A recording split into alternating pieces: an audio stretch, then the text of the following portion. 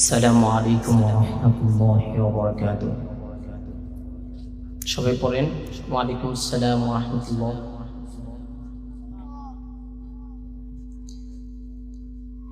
আপনারা সবাই আমার এলাকার মানুষ। আমার কাছে আজকে অনেক খুশি লাগতেছে আপনাদেরকে দেখে। আল্লাহ আলহামদুলিল্লাহ الحمد لله الذي جعل الشمس والقمر بحسبان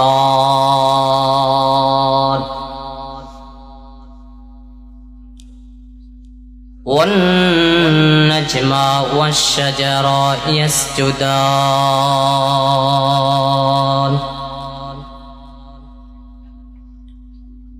وفضل زمانا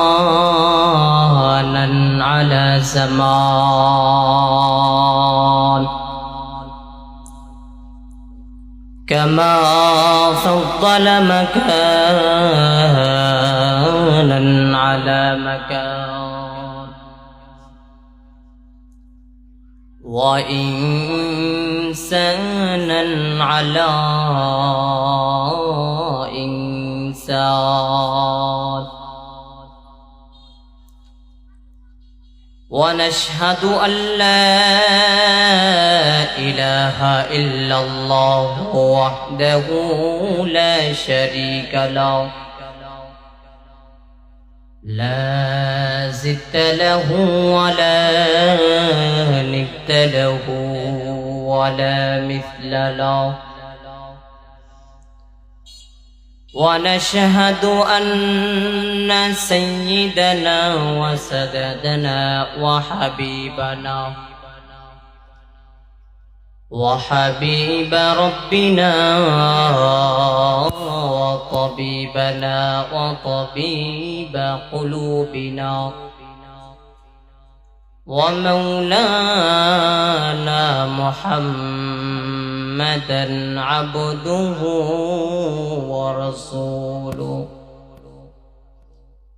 صلى الله تعالى عليه وعلى آله وأصحابه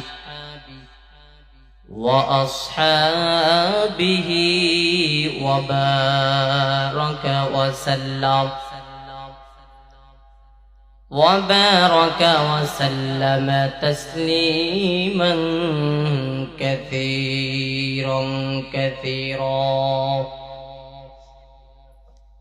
الذي أرسله الله تعالى بالحق بشيرا ونذيرا وداعيا إلى الله بإذنه وسراجا منيرا اللهم صل على محمد النبي الأمي وعلى آله وسلم تسليما وبعد فأعوذ بالله من الشيطان الرجيم بسم الله الرحمن الرحيم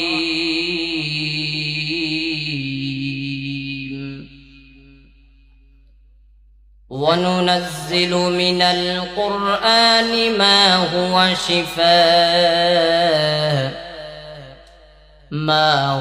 شفاء ورحمة للمؤمنين ولا يزيد الظالمين إلا خسارا وقال رسول الله صلى الله عليه وآله وسلم تركت فيكم أمرين لن تضلوا ما تمسكتم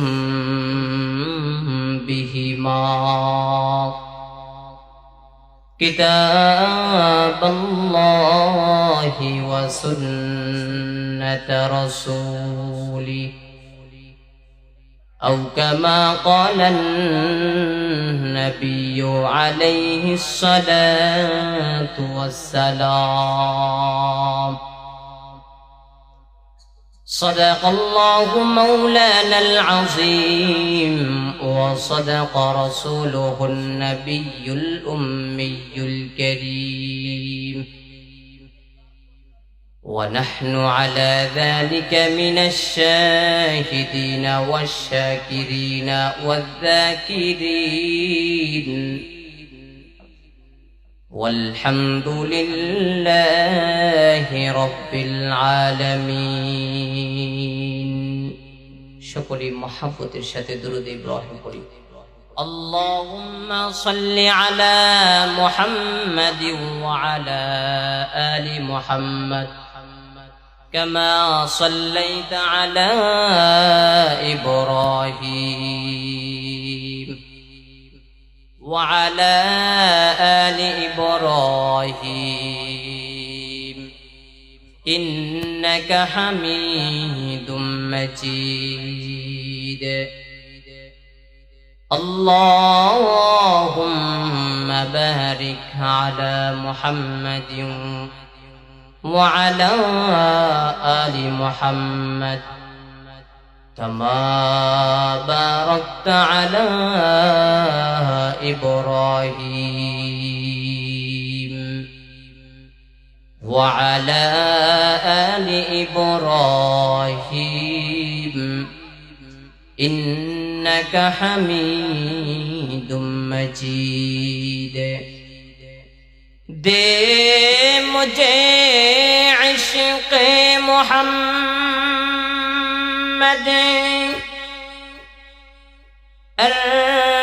محمد یوں میں گن دے مجھے عشق محمد محمد یوں میں گن او محمد ہی محمد فردوں میرا رات دن بلغ العلا بکمالہ كشف الدجى بجماله حسنت جميع خصاله صلوا عليه وآله کر منور چشم کو روئے محمد سے میری کر منور چشم کو روئے محمد سے میری کر معطر روح کو روئے محمد سے میری بلغ العلا بکمالہ كشف الدجى بجماله حسنت جميع خصاله صلوا عليه وآله সকলে মহব্বতের সাথে একটু জিকির করি লা ইলাহা ইল্লাল্লাহ লা ইলাহা ইল্লাল্লাহ লা ইলাহা إلا الله لا إله إلا الله لا إله إلا الله لا إله إلا الله মুহাম্মাদুর রাসূলুল্লাহ সাল্লাল্লাহু আলাইহি ওয়াসাল্লাম। সুবহানাকা লা ইলমা লানা ইল্লা মা 'আল্লামতানা ইন্নাকা আনতাল আলিমুল হাকীম। رب اشرح لي صدري ويسر لي أمري واحلل عقدة من لساني يفقه قولي निगाह मोमिन से तो बदल जाती है तकदीर निगाह मोमिन से तो बदल जाती है तकदीर ये बंदा की कुव्वत नहीं कुदरत का इशारा ये बंदा की कुव्वत नहीं कुदरत का इशारा ऐ मर्द खिरत तर्क मासी की जरूरत ऐ मर्द खिरत तर्क मासी की जरूरत अब सोहबत सालिह के सिवा कोई नहीं चारा अब सोहबत सालिह के सिवा कोई नहीं चारा मर्दों देह पीछे हमें खबर नहीं लेकिन मर्दों देह पीछे हमें खबर नहीं लेकिन एक वक्त में हालाक जो आमाल है सारा एक वक्त में हालाक जो आमाल है सारा। अल्हम्दुलिल्लाह खुरुइल बैतुर रहमान জামে মসজিদ ও হাফিজিয়া মাদ্রাসার হাফেজ ও কারীদের পাগড়ি প্রদান এবং নতুন কিতাব শাখার উপলক্ষে 23তম বার্ষিক ইসলামী মহাসম্মেলন আজ 2 জানুয়ারি 2026 উক্ত মাহফিলে প্রতিষ্ঠাতা সভাপতি জনাব আলহাজ আব্দুল মালিক সাহেব সভাপতিত্ব করবেন বীর মুক্তিযোদ্ধা আলহাজ AKM মিজানুর রহমান ভুইয়া। প্রধান অতিথি হিসেবে থাকবেন আলহাজ কাজী শাহ মুফাজ্জল হুসাইন কায়কোবাদ। প্রধান বক্তা শাইখুল হাদিস মাওলানা মাহবুবুর রহমান আশরাফি ও অন্যান্য উলামায়ে কেরাম বয়ান পেশ করবেন। উপস্থিত আমার মুরব্বিয়ানি কেরাম, যুবক বন্ধুগণ, স্নেহের ছোট ভাই, পর্দার আড়ালে অবস্থানরত শ্রদ্ধেয় সম্মানিত মা ও বোনেরা, সৃষ্টির মহান স্রষ্টা রব্বি করিমের দরবারে লাখো কোটি শুকর ও সুজুদ। যেই মহান আল্লাহ পাক রব্বুল আলামিন এই ফিতনা ফাসাদের জামানায় বিভিন্ন গুনাহের কাজ থেকে আমাদেরকে পৃথক করে ভালোবেসে পছন্দ করে এই দিনই একটা মজলিসে এসে কিছু কথা শোনার তৌফিক দান করেছেন। এই জন্য সবাই কালিমাতুর শুকর উচ্চারণ করি, সকলে পড়ি আলহামদুলিল্লাহ। আল্লাহ বলেন, বান্দারা যদি আমার নিয়ামত পাওয়ার পরে আমি আল্লাহর শুকরিয়া আদায় করে কদর করে আমি আল্লাহ তাআলা তাদেরকে আরো নিয়ামত বাড়ায়া দেই। সুবহানাল্লাহ।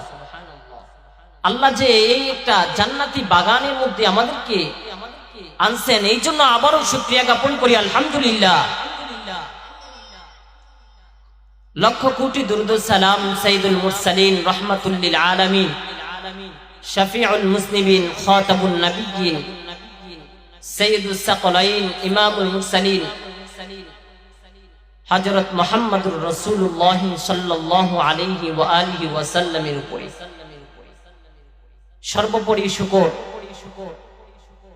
যাদের অক্লান্ত পরিশ্রমের মাধ্যমে আজ এই সুন্দর আয়োজন, এলাকার যুবক, বৃদ্ধ, ব্যবসায়ী, চাকরিজীবী, বিভিন্ন শ্রেণী পেশার মানুষ সময়, পরামর্শ, অর্থ দিয়ে, মাইক, লাইট, প্যান্ডেল দিয়ে দোয়া করে উপস্থিত হয়ে আমাদেরকে এতটুকু কাজ করার তৌফিক দান করেছেন। আল্লাহ পাক রব্বুল আলামিন এই খিদমতের বিনিময় প্রত্যেককে এই দুনিয়াতে শান্তি ও পরকালে মুক্তির ব্যবস্থা করে দিন। সকলে পড়ি আমিন। আমি কোরআনে হাকিমের সূরা বনী ইসরাঈলের 82 নম্বর আয়াতি কারিমা তেলাওয়াত করেছি। বিশ্ব নবী, শেষ নবী, মহানবী, শ্রেষ্ঠ নবী, জিন্দা নবী, হায়াতুন নবী সাল্লাল্লাহু আলাইহি ওয়া আলিহি ওয়াসাল্লামের অসংখ্য অগণিত বাণী, পবিত্র হাদিস শরীফের মধ্য থেকে একটি হাদিস পড়েছি।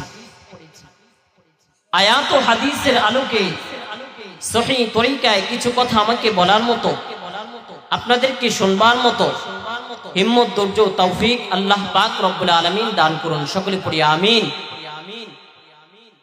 আল্লাহ পাক রব্বুল আলামিন কোরআনের মধ্যে বলেন,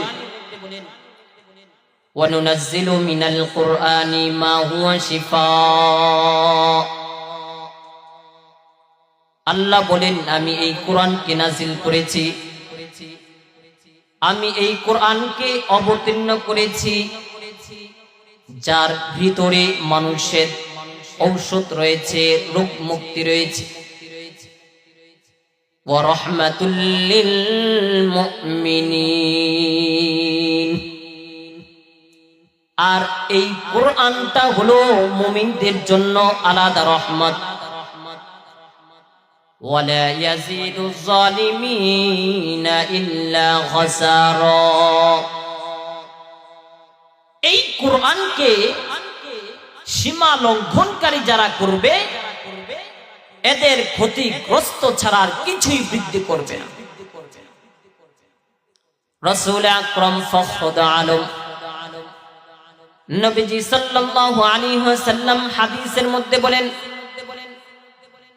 তারাকতু ফীকুম আমরাইন লান তাদিল্লু মা তামাসসাকতুম বিহিমা কিতাবাল্লাহি ওয়া সুন্নাত রাসূলি। নবীজি সাল্লাল্লাহু আলাইহি ওয়াসাল্লাম বলেন, উম্মত, দুইটা জিনিস আমি তোমাদের মাঝে রেখে গেলাম। লান তাদিল্লু মা তামাসসাকতুম বিহিমা। কখনো তোমরা পথভ্রষ্ট হবে না, গোমরাহ হবে না, লাঞ্ছিত হবে না। উম্মত, আমার দুইটা জিনিসকে যদি তোমরা আঁকড়ে ধরো, এক নম্বরে কিতাবাল্লাহ, এক নম্বর আল্লাহ তাআলার কিতাব কোরআন, দুই নম্বর ওয়া সুন্নাত রাসূলি, দুই নম্বর হলো আমি রাসূলের আদর্শ যদি তোমরা আঁকড়ে ধরতে পারো, তোমরা কখনো পথভ্রষ্ট হবে না, গোমরাহ হবে না। আজকে যেই বিষয় নিয়ে কথা বলবো, কোরআনের মহত্ব, ভালোবাসা নিয়ে। আল্লাহ পাক রব্বুল আলামিন যেই কোরআনটা নাজিল করেছেন পয়গম্বর রাহমাতুল লিল আলামিনের উপরে, ওই আল্লাহ হলেন একক, অদ্বিতীয়। আল্লাহুল হাইয়ুল কাইয়্যুম। আল্লাহ হলেন চিরঞ্জীব, এই পৃথিবীর সংরক্ষণকারী। কবি বলেন সুবহানাল্লাহ। কেমন মায়ার নবী আল্লাহ আমাদেরকে দিলেন রে মুসলমান। নবী যে বলেন, আমি হেরা গুহায় গিয়া আল্লাহর সান্নিধ্যে সময় কাটাতাম। কত উঁচু পাহাড়, আমি তাকাইয়া তাকাইয়া দেখতাম আমার খাদিজা আমার জন্য ওই পাহাড়ের চূড়ায় নাস্তা নিয়ে হাজির হয়ে যাইতেন। এই খাদিজা আমার জন্য এত কষ্ট করছে রে আয়েশা। বলতেছিলাম কেমন একজন পয়গম্বর রাহমাতুল লিল আলামিন আল্লাহ তাআলা আমাদেরকে দান করলেন, যেই নবীর 63 বছরের জিন্দেগিতে একটাও মিথ্যা বলেন নাই। নবীজি বলেন আল্লাহ পাক পয়গম্বর রাহমাতুল লিল আলামিনের উপরে কোরআনটা নাজিল করলেন। আল্লাহ বলেন শিফা, ঔষধ হিসাবে বান্দা আমি এই কোরআনটাকে নাজিল করলাম। তো এই কোরআনের ঔষধ কারা কারা নিবে আল্লাহ তাও বলে দিয়েছেন। এই দুনিয়ার সবাই রোগী, অসুস্থ রোগী, বেঈমানে না ঈমান নাই তারা অসুস্থ রোগী।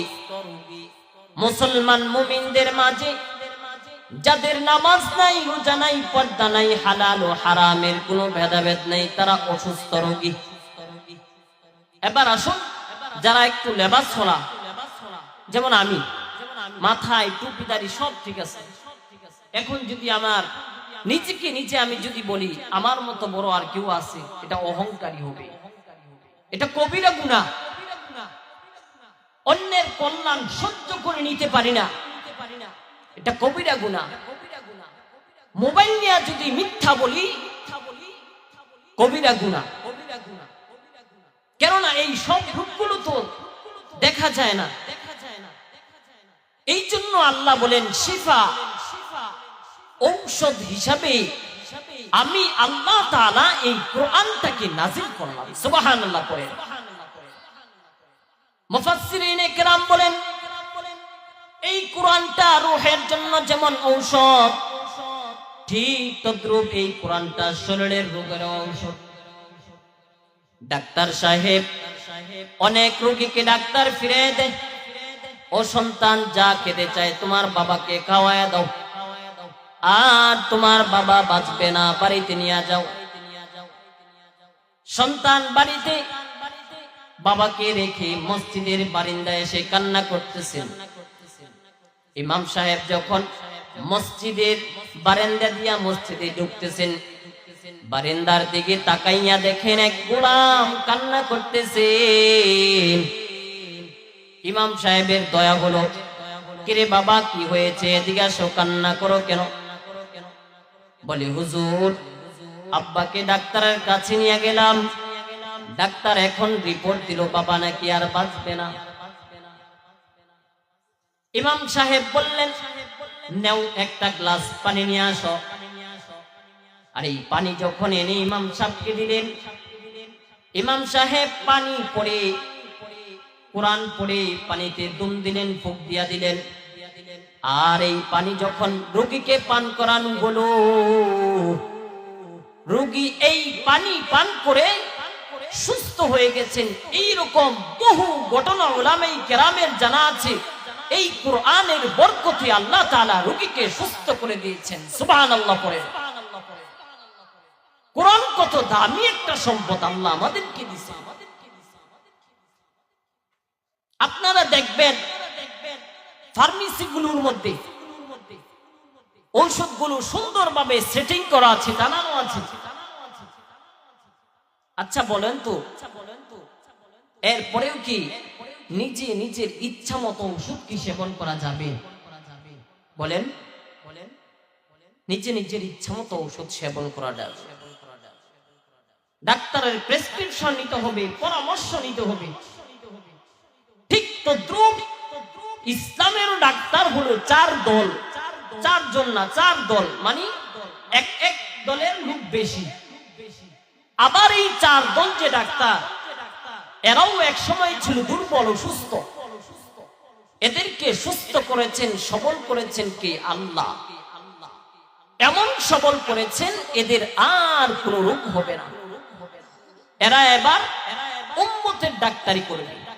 আল্লাহ বলেন وَمَن يُطِعِ اللَّهَ وَالرَّسُولَ فأولئك مع الذين أنعم الله عليهم من النبيين والصديقين والشهداء والصالحين وحسن أولئك رفيقا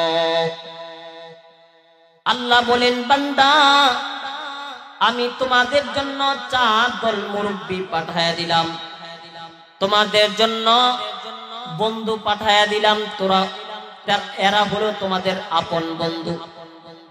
1 নম্বরে নবীগণ, 2 নম্বরে সিদ্দিকগণ, 3 নম্বরে শহীদগণ, 4 নম্বর হলো সালেহগণ। আল্লাহ বলেন বান্দা আমি আল্লাহ তাআলার কোরআনের দেওয়া ঔষধ যদি তোমরা সেবন করে নাও তাহলে দুনিয়ার জিন্দেগিটাও তোমাদের কল্যাণময় হবে, পরকালেও তোমরা জান্নাতের মেহমান হয়ে যাবে। সুবহানাল্লাহ পড়েন। এই কোরআন এত দামি একটা কিতাব, এই কোরআনটা আমার সিনার মধ্যে লাগলো, আল্লাহ তাআলা আমার দামটা বাড়ায়া দিলেন। কে জানি ইমামের বাড়ি কই, কে জানি ইমামের মা কেমন, বাবা কেমন, ঘর কেমন। দুনিয়ার পদের দিক দিয়ে বড় বড় লোকেরা ইমামের পিছনে দাঁড়াইয়া ইমামের কমরে চলে রুকু দেয়, সেজদা দেয়। জানলো না ইমাম সাহেব গরিব না ধনী, এটা কোন মানুষের বাধ্যবাধকতার কিছুই না, কোরআনের এক অংশ। এই কোরআন এত দামি একটা কিতাব। আল্লাহ পাক রব্বুল আলামিন বললেন এই কোরআনে হাফেজ যারা হবে, এই কোরআনওয়ালা যখন রাস্তা দিয়া হেঁটে হেঁটে যাইবে এই কোরআনওয়ালার কত দাম, কত দাম। এই কোরআনওয়ালার বরকতে কবরের রাস্তার আশেপাশে যেই কবরগুলো থাকে ওই কবরের আযাবগুলো মাফ হয়ে যায়। সুবহানাল্লাহ।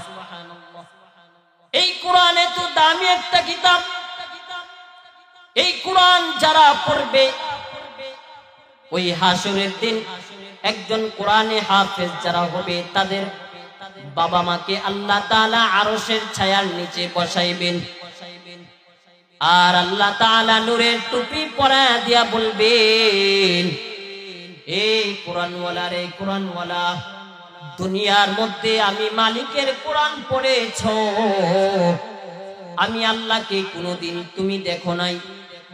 বান্দা তুমি জানোনি, তুমি যখন কোরআনটা পড়েছো আমি মাওলা কুদরতি কান লাগিয়ে শুনেছি।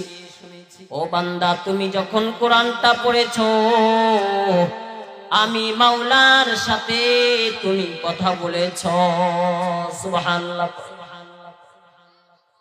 ওই হাসরের দিন আল্লাহ পাক রব্বুল আলামিন একজন কোরআনে হাফেজকে বলবেন ইউকালু লি সাহিবিল কুরআন ইকরা ওয়ারতাকি ওয়ারাতিল কামা কুনতা তুরাতিলু ফিদ দুনিয়া ফাইন্না মানজিলাকা ইনদা আখিরি আয়াতিন তাকরাউহা। হাসরের দিন আল্লাহ বলবেন বান্দা কোরআন পড়ো, একটা আয়াতের বিনিময় আমি আল্লাহ তাআলার কোরআনের মধ্যে 6666টা আয়াত আছে, এক একটা আয়াত পড়বা তুমি 6666 তালার উপরে উঠে যাবা। সুবহানাল্লাহ। কোরআন কত দামি। আল্লাহ তাআলা কোরআন যারা শিখবে কোরআনওয়ালার বাবা মাকে দুনিয়ার মধ্যেও আল্লাহ তাআলা ইজ্জত দিবেন, আখিরাতেও আল্লাহ তাআলা তাদেরকে জান্নাত দিবেন। সুবহানাল্লাহ পড়েন। এই কোরআন কত একটা দামি কিতাব।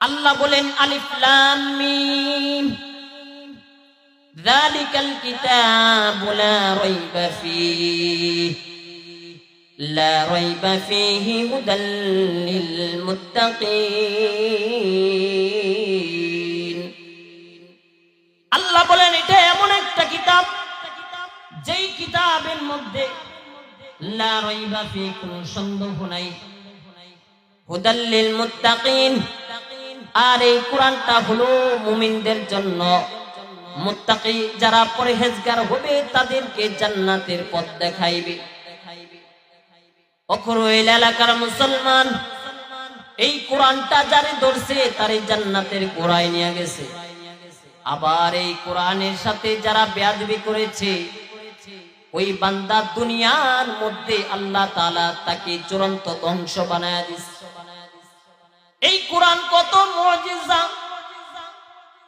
হযরত ওমর ফারুক রাদিয়াল্লাহু তাআলা আনহু রাস্তা দিয়া তরবারি নিয়ে দৌড়াচ্ছে মেজাজটা গরম তরবারি নিয়ে দৌড়াচ্ছে রাস্তার মধ্যে এক গোলামের সাথে সাক্ষাৎ হয়ে গেল ওই যুবক ডাক দিয়া কয় এ ওমর এই তরবারি লইয়া কই দৌড়াইয়া যাচ্ছ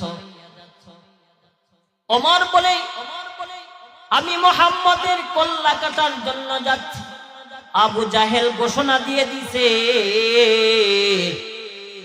আমি যদি মুহাম্মদের কল্লাটা আনতে পারি 100 লাল উট পুরস্কার দিবে ওই যুবক ডাক দিয়ে কইরে ওমর তুমি তোমার ঘরের খোঁজ খবর নিছুনি তোমার বোনের খোঁজ খবর নিছুনি ওমর ওমর বলে না না কি হয়েছে আমাকে বলো বলে তোমার আপন রক্তের বোন ফাতেমা কালিমা পড়ে মুসলমান হয়ে গেছে তোমার খবর নাই ওমর এই কথা শোনা মাত্রই মেজাজটা গরম হয়ে গেছে ওমর বলে আমি মুহাম্মদের কল্লা পড়ে আনবো আগে আমার বোনের সাইজ করা দরকার ওমর এবার তরবারে নিয়ে উল্টা বোনের বাড়ির দিকে রওনা হয়ে গেল দৌড়াইয়া বোনের বাড়ির দরজার সামনে দাঁড়াইয়া নক করলো ওমরের বোন দরজা খুলে দেখে ওমর ভাই আসছে ওমর ঘরের মধ্যে ঢুকে বোনকে বলে তুই নাকি বিধর্মী হয়ে গেছ মুসলমান মুহাম্মদের কাছে কালিমা পড়েছ বোন কোনো কথা গোপন করে না সব ওপেন করে বলতেছি ভাইজান হ্যাঁ আমি মুহাম্মদ পয়গম্বরের কাছে কালিমা পড়ে মুসলমান হয়ে গেছি রে ভাই ওমরের এই কথা শুনে মাথাটা আরো গরম হয়ে গেল তাড়াতাড়ি কালিমা ফিরিয়ে দে বোন কয় ভাই যেখানে কালিমার মোহাব্বত ঢুকানো সেখান থেকে আর বের হবে না ওমর রাগান্বিত হইয়া কুশির থেকে তরবারিটা বের করে তরবারির উল্টা পিঠ দিয়া বোনের শরীরের উপরে আঘাত শুরু করে দিল এত আঘাত করলো বোন এক পর্যায়ে সহ্য করতে না পেরে জমিনের মধ্যে পড়ে গেল বোন রক্ত জমিন লাল হয়ে গেল বোন মায়ের নামক ডাক দিয়া কই রে ভাই আমি আর সহ্য করতে পারি না রে ভাই তুমি তাকাইয়া দেখো আমার শরীরের সব রক্ত বের হয়ে যাচ্ছে ওমরের বোনের কান্নায় ওমরের অন্তরের মধ্যে আঘাত করেছে অনেক সময় দেখা যায় বাবা না থাকলে বড় ভাইয়ের দিকে তাকাইলে বাবার তৃপ্তিটা কিছুটা হলে পাওয়া যায় মা না থাকলে মায়ের দিকে তাকাইলে বোনের দিকে তাকাইলে মায়ের কিছুটা হলেও তৃপ্তি পাওয়া যায় বোন মায়ের নামক ডাক দিয়া কই রে ভাই আজকে যদি আমার মা থাকতেন, আমার বাবা থাকতেন, আমার গায়ে একটা আঘাত করতে দিতেন না। এরে ভাই, আমাকে আর মারিও না। ওমরের অন্তরে আঘাত করেছে। ওমর বলে, বোন তোকে আর এখন মারবো না, তবে বল আমি যে ঘরে ঢোকার আগে কিসের আওয়াজ পাইলাম আমাকে একটু বোন করে ভাই, এটা তো কোরআনের আওয়াজ। বোন কই? ওমর ডাক দিয়ে তার বোনকে বয়, বোনকে বলতেছে, ওমর বোন এই কোরআনটা আমাকে একটু দে, না হয় আমাকে একটু পড়াইয়া দে। ওমর বলে, ওমরকে ডাক দেয়া কই, বোন এই কোরআনটা পড়তে হলে পবিত্রতা লাগবে, তুমি তো অপবিত্র মুশরিক বিধর্মী, তুমি পবিত্রতা অর্জন করে আসো। ওমর পবিত্রতা অর্জন করে এসে সর্বপ্রথম কোরআনের ওই আয়াত বলল, তাহা মা আনজালনা আলাইকাল কুরআনা লিতাশকা। এই কোরআন কত দামি। ওমর বোনের ডাক দেয়া কয়, রে বোন এই কোরআনটা এত মধুর, যেই নবী না জানি তোরে কোরআনটা শিখাইছে, ওই নবী না জানি কত সুন্দর। চল আমাকে ওই পয়গম্বরের কাছে নিয়ে চল, আমি ওই পয়গম্বরের কাছে মুসলমান হয়ে যাব। ওমর বলে, ওমরের বোন বলে, চলো পয়গম্বরের কাছে চলে যাই। ওমর নবীজির কাছে দৌড়াইয়া চলে গেলেন। নবীজির কাছে গিয়া তরবারিটা নবীর সামনে রেখে নবীকে বলে, পয়গম্বর আমি ওমর আসছিলাম আপনার মাথা কাটার জন্য, লোভে পড়ে পয়গম্বর আমি আসছিলাম আপনার কল্লা কাটার জন্য। পয়গম্বর আপনি আমাকে ক্ষমা করে দেন, আর এই তরবারিটা দিয়ে আমার কল্লাটা কেটে ফেলেন, তবে কল্লাটা কাটার আগে আমাকে মুসলমান বানাইয়া পড়ায়া দেন, লা ইলাহা ইল্লাল্লাহু মুহাম্মাদুর রাসূলুল্লাহ। ই কালামে জিন্দা কুরআনে হাকীম, হিকমতে ও লা ইয়াজালাসতু কদিম। ওমর মুসলমান হয়ে বাইতুল্লাহ থেকে তরবারি লইয়া দৌড়াইয়া এখন চলে যায়। বাইতুল্লাহর সামনে তরবারি নিয়ে দৌড়াচ্ছে, আর ওখানে গিয়া বিধর্মীদের কয়, ও বিধর্মীরা, ও কাফেররা, আমি ওমর ছিলাম এতক্ষণ তোদের পক্ষে, ইসলামের বিরুদ্ধে আর একটা কথা বলবি, তোদের আর আমার মধ্যে তরবারি দিয়া ফয়সালা হবে। ওমর কেমন ওমর, অর্ধ জাহান এই একাই চালাইছে, কোনো বডিগার্ড নাই। এই কোরআন কত দামি একটা কিতাব, ওমরের ধরছে তো জান্নাতি বানায়া দিছে। কোরআন কত দামি, ছেলে মেয়েদেরকে কোরআন শিখান, কোরআন শিখান। দুনিয়ার মধ্যেও আল্লাহ তাআলা ইজ্জত দিবেন, খোদার কসম ইজ্জত দিবেন, মৃত্যুর পরেও আপনি জান্নাত পাবেন। ওই হাসরের দিন বলেছি আল্লাহ তাআলা কঠিন অবস্থা হবে, মানুষগুলো বেকরার হয়ে যাবে, সূর্যের তাপে সূর্যগুলো চলে আসবে মাথার আধা হাত উপরে, সূর্যের তাপে জমিনটা তামা হয়ে যাবে, মানুষগুলো দৌড়াদৌড়ি শুরু করে দিবে। ওই মুহূর্তে আল্লাহ তাআলা যারা কোরআনের বাবা মারা হবে, আল্লাহ তাআলা আরশের ছায়ার নিচে বসাবে। একটা সন্তানকে কোরআন শিক্ষা দিয়েছেন, আর বাবা মা থাকলে বাবা মার খেদমত করেন। যুবক ভাইয়েরা বাবা মার খেদমত করেন, মুরব্বীদের সাথে কোনোদিন বেয়াদবি করবেন না। আমার এই তিনটা উপদেশ যদি যুবকরা গ্রহণ করতে পারেন, আপনার জীবন হবে একটা গোলাপ যেমন দেখতে সুন্দর, ঠিক তদ্রূপ আপনার জীবনটা হয়ে যাবে এমন। আপনি ডক্টর হন, ইঞ্জিনিয়ার হন, উকিল হন, ব্যারিস্টার হন, সাংবাদিক হন, যাই হন না কেন, আপনি যদি আমার এই তিনটা উপদেশ গ্রহণ করতে পারেন, আপনার জীবন হবে একটা ফুলের মতো যেমন দেখতে সুন্দর এমন হয়ে যাবে। এক নাম্বার, কোনদিন বাবা মার সাথে বেয়াদবি করা যাবে না। বাবা মায়ের খেদমত করবেন।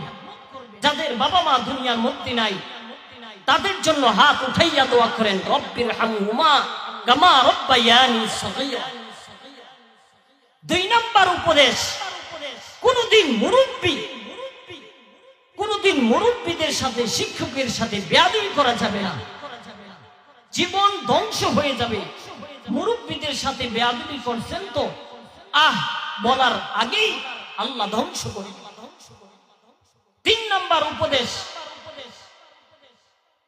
নাম্বার উপদেশ হলো আলেমদের সাথে, এক নাম্বার বাবা মায়ের সাথে বেয়াদবি করা যাবে না, দুই নাম্বার মুরব্বীদের সাথে করা যাবে না বেয়াদবি। তিন নাম্বার উপদেশ হলো সমাজের সবাইকে নিয়ে মিল মহাব্বতের সাথে চলবেন, তাহলে সমাজ হয়ে যাবে স্বর্ণের মতো। মানুষ সবাই আনন্দের সাথে একসাথে কাঁধে কাঁধ মিলিয়ে চলবে। বাবা মায়ের খেদমত করতে হবে। হযরত ওয়াইস করুনি রাহমাতুল্লাহি আলাইহি, তিনি নবীর যুগ পাওয়ার পরেও সাহাবী হতে পারেন নাই। কারণ কি? নবীর কাছে পত্র লিখলেন, পয়গম্বর আমার আম্মা জান খুবই বৃদ্ধা, অসুস্থ, মায়ের খেদমতের দায়িত্ব আমার। নবী চিঠির জবাব দিয়া বললেন, ওয়াইস করুনি বলতেছেন, পয়গম্বর আমার খুব ইচ্ছা আপনার কাছে এসে বায়াত গ্রহণ করব, আমি কালিমা পড়বো, আপনার সাহাবী হব, আমার খুব মনটা চায়, কিন্তু পয়গম্বর আমার মা বৃদ্ধা, অসুস্থ, আমার মাকে দেখার দায়িত্ব আমার। নবীজি চিঠির ওই পৃষ্ঠার মধ্যে লিখে দিলেন, ওয়াইস করুনি তুমি তোমার মায়ের খেদমত করো, তুমি আমার কাছে আসার কোনো প্রয়োজন নাই, তুমি মায়ের খেদমত করো। মায়ের খেদমত করতেছেন। নবী বিদায়ের আগ মুহূর্তে হযরত ওমর ফারুক রাদিয়াল্লাহু তাআলা আনহুকে বলে গেলেন, হে ওমর, আমার বিদায়ের পরে ওই ইয়ামান থেকে ওয়াইস করুনি মদিনাতে আসলে ওই ওয়াইস করুনিকে দিয়ে তোমরা দোয়া করাইও, কারণ তার দোয়া আল্লাহ তাআলা কবুল করে নিবে। ওমর রাদিয়াল্লাহু তাআলা আনহু ইয়ামান থেকে যত কাফেলা আসে মদিনার মধ্যে সব কাফেলা খুঁজতেছে, কিন্তু পাচ্ছে না। অনেকদিন যাওয়ার পর খবর আসলো ইয়ামান থেকে মদিনার মধ্যে একটা কাফেলা আসছে। ইয়ামান থেকে যে কাফেলা আসছে ওইটার মধ্যে ওয়াইস করুনি নামক লোক আসছে। নবী আগে থেকেই বলে দিয়েছেন তার সব কিছু ব্যাপার সম্পর্কে। এসে ওমর রাদিয়াল্লাহু তাআলা আনহু ওয়াইস করুনিকে বলে, ওয়াইস করুনি তুমি আমাদের জন্য দোয়া করো। ওয়াইস করুনি চোখের পানি ছেড়ে বলেন, আপনি তো রাসূলের জালিলুল কদর সাহাবী, 10 জনকে আল্লাহ তাআলা দুনিয়ার মধ্যে জান্নাতের সার্টিফিকেট দিলেন, আপনি তো দ্বিতীয় নাম্বার, আপনি আমাদের জন্য দোয়া করবেন, আর আপনি আমার কাছে এসে দোয়া চাচ্ছেন। পয়গম্বর আমার কাছে বলে গেছে আপনার কাছ থেকে দোয়া নেওয়ার জন্য। ওয়াইস করুনি চোখের পানি ছেড়ে বলতেছে, কেমন মায়ার নবী, আমাকে কত ভালোবাসতেন, মহাব্বত করতেন। এই যে এত যে দাম, দুনিয়ার মধ্যে যে এত দামই বাড়ায় দিলেন কেন? মায়ের খেদমতের কারণে। আমারও মা নাই, আমার মায়ের জন্য দোয়া চাই। একটা গজল শিখছি, জীবনে মোর কষ্ট মায়ে, প্রসব বেদনায়, সাত আসমান সাত জমিন তখন মায়েরই মাথায়। জীবনে মোর কষ্ট মায়ে,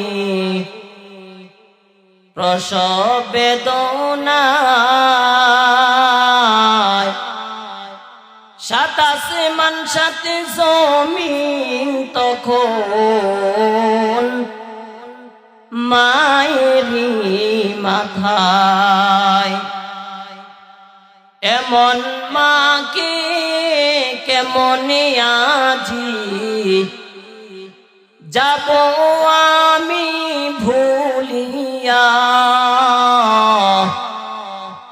ও আমার প্রাণের মা,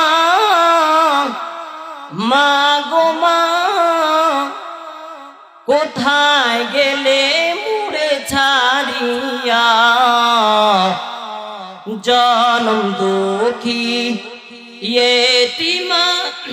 এতিমামি, চাই না কেহু ফিরিয়া। আমি যখন ছিলাম আমার মায়েরই উদরে, আমি যখন ছিলাম আমার মায়েরই উদরে,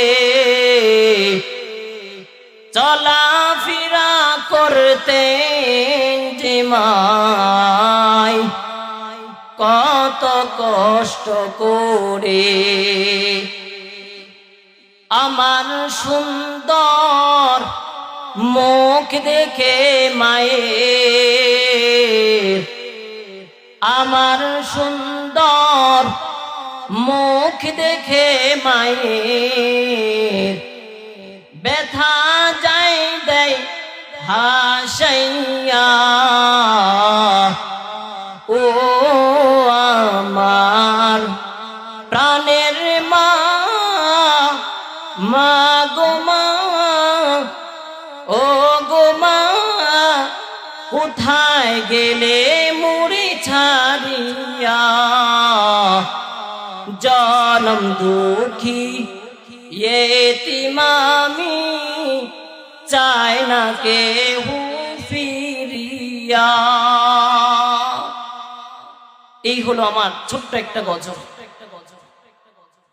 মায়ের জন্য আজকে এই গজলটা গাইলাম। আমি গজল কিছুই পারি না, গজল টজল, তবে এটা শিখছি আমার যেহেতু মা নাই, মায়ের জন্য। আমার মায়ের জন্য দোয়া করবেন, বাবা আছে বাবার জন্য দোয়া করবেন, আমার খালু আছে এখানে, খালুর জন্য দোয়া চাই। আমরা বড় হওয়ার মধ্যে আমরা দুই ভাই মাদ্রাসার লাইনে পড়াশোনা করেছি, দাওরা ইফতা দুই ভাই পড়েছি, আমরা একসাথে আছি চাঁদপুর মতলবী। আমাদের জন্য খাস করে দোয়া করবেন, আমাদের আত্মীয় স্বজনদের জন্য দোয়া করবেন।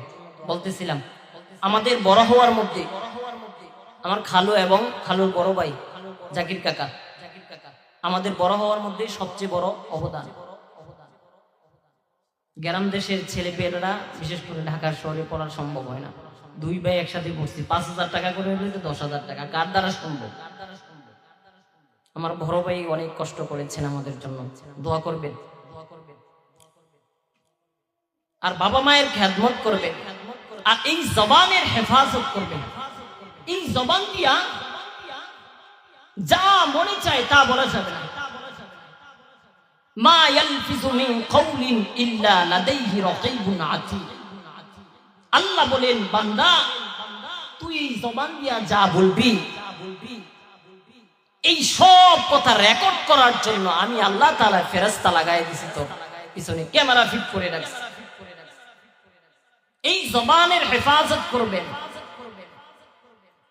নবীজি সাল্লাল্লাহু আলাইহি ওয়াসাল্লাম, মুসলিম শরীফের মধ্যে একটা হাদিস আসছে, নবীজি সাহাবাই কেরামকে ডেকে বলতেছেন, সাহাবাই কেরাম, আপনারা কি জানেন আমার উম্মতের মধ্যে কারা সবচাইতে বেশি গরিব দরিদ্র? আপনারা কি জানেন আমার উম্মতের মধ্যে কারা সবচাইতে দরিদ্র গরিব? সাহাবাই কেরাম বললেন, পয়গম্বর, আপনার উম্মতের মধ্যে তো তারাই সবচাইতে বেশি গরিব, যাদের সম্পদ নাই, টাকা পয়সা নাই, আমরা তো তাদেরকেই গরিব বলি। পয়গম্বর বলেন, না, আমার উম্মতের মধ্যে তারাই সবচাইতে বেশি গরিব। ওই হাসরের দিন পাহাড় পরিমাণ নেকি নিয়া আমি আল্লাহর সামনে দাঁড়াবে আর বলবে, আল্লাহ আমাকে জান্নাত দাও। কিসের বিনিময়ে তুই জান্নাত চাস? এই যে দেখো পাহাড় পরিমাণ নেকি। তাকায়া দেখবে একদিক থেকে লোক এসে বলতেছে, আল্লাহ এই দুনিয়ার মধ্যে এই লোকটা আমাকে গালি দিয়েছে। আল্লাহ আরেকজন এসে অভিযোগ দিবে, আল্লাহ দুনিয়ার মধ্যে ওই লোকটা আমার সম্পদ নিয়ে গেছে। একজন এসে নবীজির কাছে পাহাড় পরিমাণ যার নেকি, ওর সম্পর্কে অভিযোগ দিবে। সবার নেকি দিতে এক সময় দেখবে পাহাড় পরিমাণ নেকি সব শেষ। এখন দেখবে সব গুনাহ, আরো কিছু লোক বাকি। এরা বলবে, আল্লাহ যেহেতু নেকি নাই, তো আমাদের গুনাহগুলো তার মাথার উপরে চাপায়া দেয়। নবীজি বলেন, আমার উম্মতের মধ্যে তারাই সবচাইতে বেশি গরিব, তারাই সবচাইতে বেশি দরিদ্র। পাহাড় পরিমাণ নেকি নিয়েও জান্নাতে যাইতে পারবে না। বলতেছিলাম জবানের হেফাজত। এই জবান দিয়া কাউকে গালি দেওয়া যাবে না, কারোর বিরুদ্ধে উচ্চারণ করা যাবে না। হ্যাঁ, ইসলামের বিরুদ্ধে যদি কথা বলি অবশ্যই বসে থাকা যাবে না, সবাই কথা বলতে হবে, কিন্তু মানুষের গীবত করা যাবে না। এই জন্য জবানকে হেফাজত করবেন আর বেশি বেশি মৃত্যুকে স্মরণ করবেন, মৃত্যুকে স্মরণ করবেন। খালেদা জিয়া কখনো কি ভাবছে সে চলে যাবে? তিনার সন্তান 17 বছর পরে বাংলাদেশে আসছে। খালেদা জিয়া কখন কি ভাবছে সে আজকে কবরের মধ্যে থাকতে হবে? তাকায় দেখেন, দেশের সরকার হওয়ার পরেও সে বাঁচতে পারে নাই। আল্লাহ তার জন্য তার কবরকে যেন জান্নাত দেন। সকলে পড়েন আমিন। তো বলতেছিলাম, মৃত্যুকে বেশি বেশি স্মরণ করবে। এই কবর আমাদেরকে প্রত্যেকদিন 70 বার ডাকে। এই দুনিয়ার মুসলমান শোনো, এই দুনিয়ার মানুষ শোনো, এই কবর অন্ধকার ঘর, এই কবর সাপ বিচ্ছুর ঘর।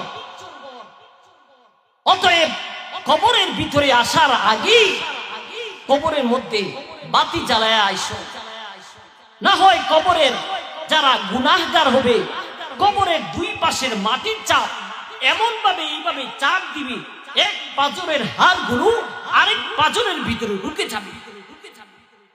এমন আযাব আল্লাহ দিবেন, এবং কবরের মধ্যে একটা সাপ ছেড়ে দিবেন, এত বিষাক্ত, একটা ঠুকুর দিবে 70 হাত মাটির নিচে চলে যাবে, আবার উঠবে, আবার ঠুকুর দিবে। এইরকম কিয়ামত পর্যন্ত গুনাহগারকে ধ্বংসন করতে থাকবে, ঠুকুর দিবে। এই জন্য কবরে যাওয়ার আগেই কবরের প্রস্তুতি নিতে হবে।